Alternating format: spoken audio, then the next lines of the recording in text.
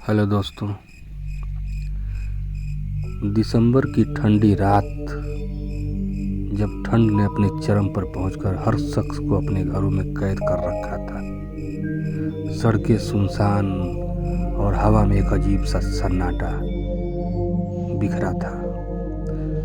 उसी समय मैं अपने घर के बाहर खेतों के बीच, और ठंडी हवा मुझे अपने गले तक महसूस हो रही थी। अचानक मुझे अपने गेहूं के खेत में एक ओर कहीं से कुछ आहट सी सुनाई दी।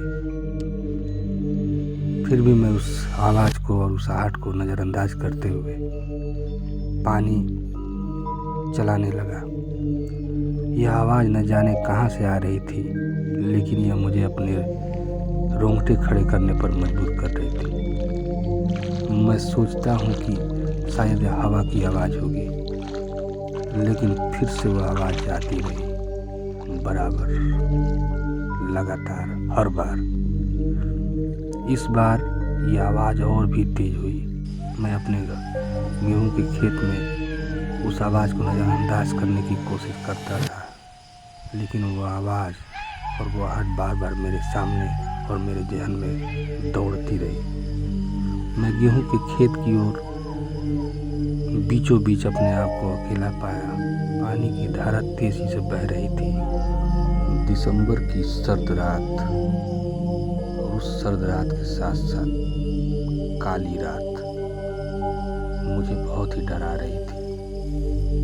मैं अपने आप को संभालने की कोशिश करता रहा, लेकिन फिर भी वो अनजान सी आहट और सरसराहट, हवाओं में सन्नाटा मुझे देर रात तक बचा लिया। लेकिन मैंने इसे नज़रअंदाज करते हुए अपने काम को अंजाम देने की कोशिश की। बहरहाल खेतों में जो पानी चल रहा था, ठंडी इतनी ज़्यादा थी कि वो पानी भी गर्म लग रहा था।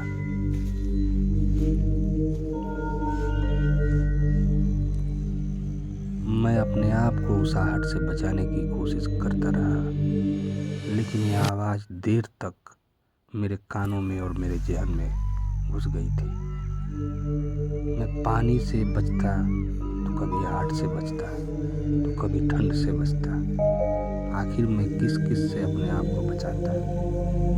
अचानक मैंने अपने गेहूं के खेतों से अपने पैरों को धीरे धीरे पीछे किया।